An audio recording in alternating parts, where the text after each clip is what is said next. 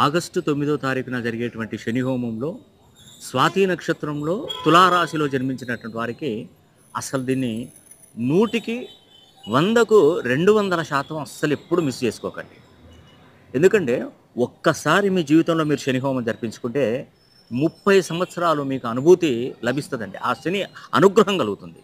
వ్యాపారంలో నష్టాలు జరుగుతున్నటువంటి వారికి వ్యాపార అభివృద్ధి అనేది కూడా ఖచ్చితంగా మంచి జరుగుతుంది. ఉద్యోగం కోసం ప్రయత్నిస్తున్నటువంటి వారికి ఉద్యోగ ప్రాప్తి, వివాహాలు ఆలస్యం అవుతున్నటువంటి వివాహాలు చక్కటి వాళ్ళతో జరుగుతాయి. విదేశీ ప్రయాణాలు మీకు లాభిస్తాయి. ఎందుకంటే శని అనుగ్రహం ఉండాలి కంపల్సరీ. నేను పదే పదే చెప్తున్నానండి, మన జీవితంలో మనల్ని అగాధంలో పడేసేది ఒక శని మహర్దశ అంటారు. శని యోగంతో ఇబ్బంది పడుతున్నటువంటి ఏలనాడు శని కానీ, అర్ధాష్టమ శని, అష్టమ శని కానీ నడుస్తున్నటువంటి వారికి చాలా వరకు ఎక్కువగా ఇబ్బందులు వస్తాయి. మరి ఏలనాడు శని ఎవరికి నడుస్తుంది? కుంభరాశి వారికి, మీనరాశి వారికి, మేషరాశి వారికి.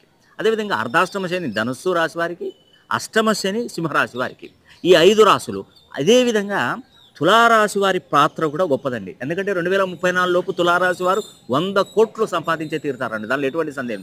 ఇంతటి అదృష్టం ఏ క్షణాన కూడా శని వీళ్ళ వైపు పడకుండా ముందు జాగ్రత్తగా నేను శని హోమం జరిపించుకోమని తులారాశి వారిని పదే పదే చూపెడుతున్నాను. మీ అవకాశం మీ చేతిలోనే ఉంది. దాన్ని సద్వినియోగం చేసుకునే బాధ్యత మీది. ఇక్కడ తప్పితే మాత్రం 30 సంవత్సరాల దాకా ఇట్టి అవకాశం అయితే రాదండి. ఖచ్చితంగా నా మాట ఈ ఒక్కసారి వినండి. శని హోమం జరిపించుకోండి. అతి శక్తివంతమైనటువంటి కంకణాన్ని పంపిస్తాను, అది చేతికి కట్టుకోండి. మీ ప్రయత్నం మీరు చేయండి. మీకు అన్నింటా విజయాలు తప్పకుండా చేకూరాలని కూడా మనసా వాచా కర్మేన కోరుకుంటూ సెలవు తీసుకుంటున్నాను. సర్వే జనా సుఖి